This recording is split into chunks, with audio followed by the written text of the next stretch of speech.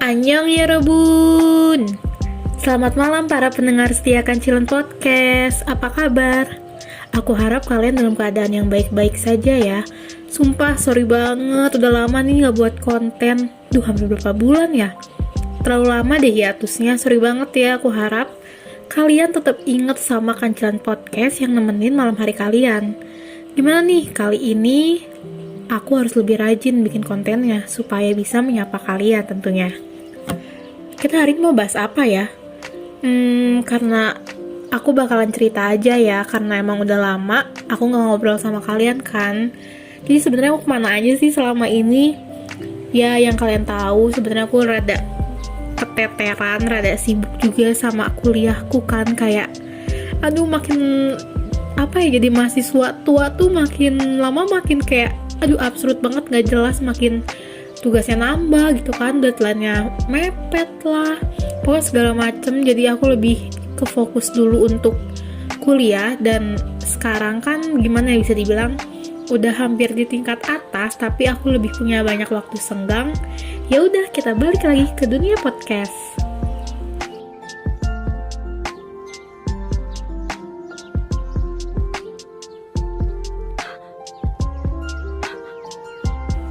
Nah, di sini aku mau share sama kalian beberapa kayak aku mikirin apa aja sih selama ini gitu. Aku kan sebenarnya aku mahasiswa manajemen. Tapi kenapa aku suka dengan dunia siaran ini, aku nggak ngerti. Tapi emang ini mimpi aku dari dulu. Waktu sekolah aku pengen banget kan bisa kayak punya acara siaran sendiri lah gitu. Nah, jadi belakangan kemarin aku tuh sempat mikir gimana ya biar bisa nambah penghasilan sendiri, pengen deh bisa punya uang jajan sendiri. Tapi gue ngapain gitu kan? Kadang jujur aja nih ya, mau nyari kerjaan juga ya kayak part time susah banget. Kalau full time kayaknya takutnya keteteran gitu kan. Gue ngapain ya gitu kan. Sempet nih kayak daftar kerja yang part time itu, ya bukannya terlalu menjual diri dengan harga yang mahal. Tapi ya kita juga paham kan kondisi corona kayak gini, mungkin beberapa aspek di dunia bisnis itu kan kayak mungkin penghasilannya lebih menurun gitu kan, dari omsetnya sendiri, dari segi penjualnya sendiri lebih menurun. Jadi mungkin mereka nggak bisa membayar karyawannya itu dengan gaji standar yang pada biasanya. Apalagi kondisi kritis kayak gini kan kayak uang dari mana, pemasukan dari mana gitu kan. Dan kebetulan waktu semester kemarin itu emang aku punya project, mahasiswanya itu dituntut untuk buka usaha sendiri. Gimana caranya kita bisa menciptakan sebuah produk gitu kan, kita bisa menciptakan brand sendiri. Dan di situ aku mikir, oh ya udah, ketika aku nggak bisa kerja buat orang lain dalam waktu ini ya, kenapa nggak buka usaha aja gitu kan. Nah, dari sini kebetulan aku dari Bandung, aku pulang ke Cirebon, lumayan kan tuh kuliah online, udah pulang aja. Kita mulai usahanya di sini. Aku mikir kan, aku suka Korea ya, walaupun nggak bukan sefanatik explore banget gitu, nggak, cuma kayak buat nonton drakor, dengerin lagunya, ataupun lihat film, ataupun cuplikan-cuplikan reality show itu emang asik gitu kan. Bukan berarti kayak yang Indonesia nggak bagus kok atau gimana, tapi emang ada daya tarik sendiri gitu loh. Dan aku tuh ngeliat peluang di Cirebon ini kayak emang belum ada kayak di kota-kota besar. Kalau di kota-kota besar kan kita bisa tahu kan, lu mau nyari makanan Korea juga di mall-mall mah banyak, tenang aja. Dan sedangkan di Cirebon ini emang masih bisa dibilang hitungan jari gitu kan. Nah, terus dalam kurun waktu sebenarnya aku mikirin bisnis kayak gambaran bisnis itu nggak lama, bisa dibilang cuma seminggu atau 2 minggu gitu kan. Dan kebetulan dapat banget nih ilmunya waktu mata kuliah kewirausahaan. Kita tuh di situ diajarin mulai dari planningnya kayak kamu mau buka usaha apa sih? Kayak alasan kamu buka usaha ini tuh apa? Seberapa besar peluangnya gitu kan? Semua itu direncanain harus matang banget, harus jelas mulai dari kayak potensi pasarnya nanti kayak gimana ya? Terus kayak persaingannya susah nggak sih masuk di daerah sini tuh, ataupun kayak konsumennya mau nggak kalau misalnya harus membayar uang segini untuk dapat produk dengan nilai segini. Jadi itu beneran dipikirin matang-matang, nggak dari produk yang kita jual. Entah itu nanti kita mau buka tempatnya di mana ya, kira-kira di sini cocok nggak. Terus mulai dari sebelum tempat sebenarnya harga dulu sih, kayak harganya cocok gak ya dengan kisaran daerah sini gitu kan. Setelah dari produk, harga, mulai ke tempat, dan juga yang terakhir itu dari promosinya. Ketika pandemi kayak gini kan bingung kan orang-orang, mau beli ke store-nya aja tuh males banget kan. Lagi corona gini ataupun mager mendingan di rumah. Nah kita mikirin juga nih, gimana caranya kita bisa buka toko offline dan online-nya juga jalan. Itu bener-bener muter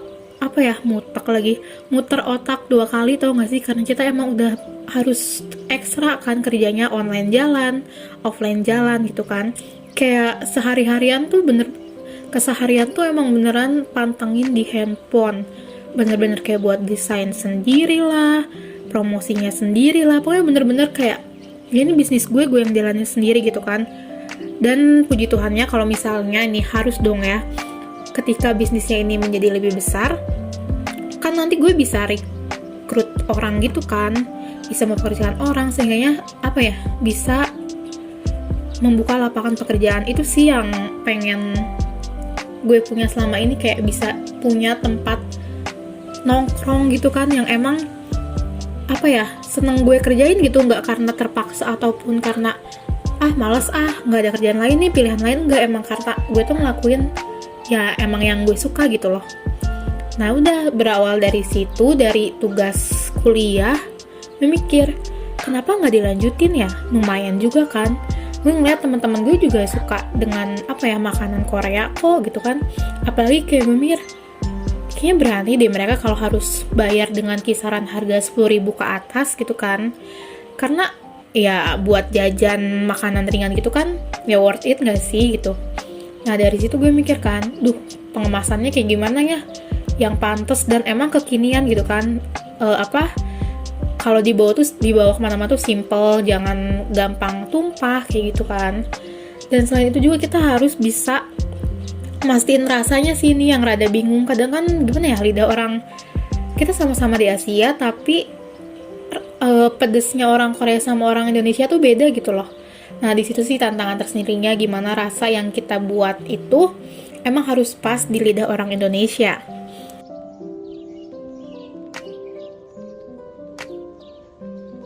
Selain itu, gue harus mikirin nih gimana caranya buat masarin produk ini supaya dikenal. Oke lah, nggak usah jauh-jauh karena ini kan gue bukanya di tempat makanan gitu kan, toko makanan, dan emang belum bisa mengiriman ke daerah lain. Jadi masih fokus ke satu daerah dulu kan, karena emang baru buka.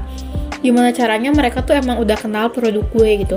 Kayak, yuk kalau mau nyari makanan Korea di sini aja gitu kan. Gue mulai masang-masang iklan kayak ikutan paid promote gitu kan, ataupun iklan di sosial media. Itu gue udah mulai gencar-gencarnya banget sih beberapa minggu ini.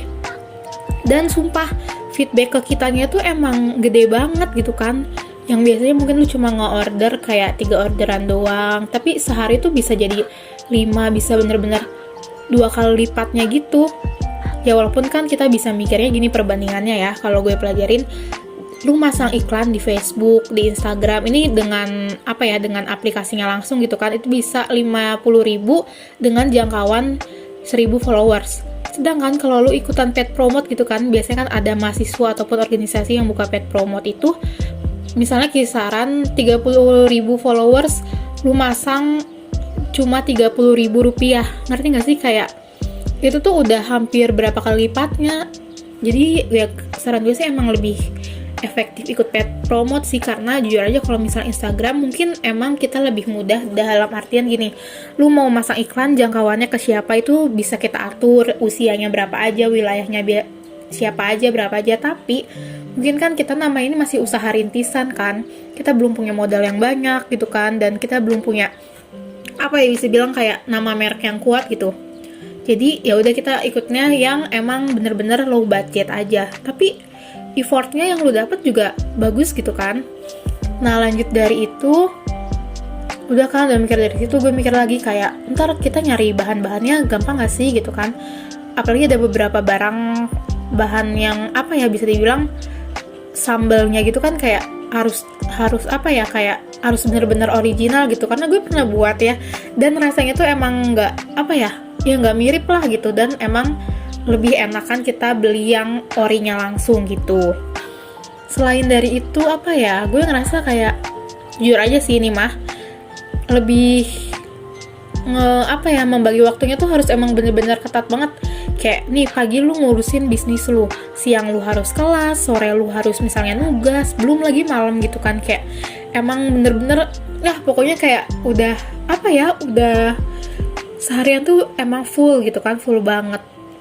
Tapi di situ gue kayak ngerasa bersyukur banget sih, kayak biasanya gue tuh kalau misalnya waktu sebelum masuk semester kan kayak rebahan doang gitu kan, scroll WA, TikTok, aduh ngapain lah gitu kan, kayak ngabisin waktu nggak jelas, dan kadang gue kayak nyesel sendiri gitu kalau misalnya malamnya gitu ya, ngapain sih seharian ini kok nggak ada yang gue kerjain ya. Kalian suka kayak gitu nggak sih pendengar kancilan?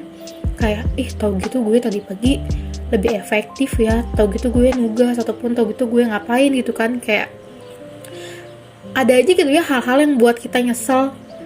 Atau mungkin ya kalian emang udah berusaha buat merencanakan nih, besok pagi gue mau olahraga, siangnya gue mau ngerjain tugas, atau sorenya gue mau ketemu buat kerja kelompok atau kayak gimana, tapi karena emang kadang ngerasa malasnya tuh kuat banget gitu, sampai-sampai lu harus nunda pekerjaan. Jadi jangan sampai gitu kan, jangan sampai lu merelakan waktu yang emang enaknya tuh sesaat doang, tapi nanti lu bakalan nyesel gitu. Ngerti kan sampai sini? Aduh sumpah gue kayak semangat banget ya ngomongnya, udah lama banget nggak ngomong di sini. Kayak seneng aja sih udah bisa nyapa kalian lagi. Dan buat kalian yang mau share cerita, gue ingetin ya, jangan lupa DM aja ke Instagram Kancilan Podcast, KCL_podcast. Pasti gue bacain, pasti gue respon. Tenang aja, gue mah baik. Udah sih kayaknya kita perkenalannya segitu aja ya, nggak perkenalan sih, kayak cerita-cerita. Dan nanti kayaknya di next video gue bakalan buat bisa dibilang kayak cerita pendek gitu. Seru nggak sih kayak lu kalau malam-malam gabut? Gue tau kok kebanyakan dari kalian pasti nggak suka baca, tapi di sini gue mau ngajarin kalian. Sebenarnya gue juga lagi belajar kok gimana caranya gue tuh harus suka baca, karena kemarin gue ikutan pelatihan skill gitu. Dan situ emang gue dituntut, bukan gue doang, peserta semua dituntut untuk sedikit mungkin walaupun lu baca sehari 1 menit. Ya ampun, maaf ya ada iklan tuh. Sehari doang, misalnya lu baca 1 lembar itu nggak masalah. Yang penting itu kan sehari nih, misalnya sehari cuma 1 halaman, nanti lu lama-lama ketagihan jadi 5 halaman, 10 hari halaman. Terus sampai misalnya sehari lu bisa baca 1 bab, atau bahkan nanti ke suatu saat lu bisa nyelesain sehari 1 buku, it's okay gitu kan. Jadi kita mulai mupuk suatu kebiasaan yang bagus gitu. Jadi gue pengen sih walaupun emang ceritanya nanti singkat dan kalian bisa bisa baca juga gitu. Misalnya mungkin durasinya cuma 5-10 menit, tapi seenggaknya kayak emang cerita itu kayak berarti gue harus kayak gini ya, berarti mungkin gue harus memperbaiki diri biar lebih baik lagi, kayak gitu sih.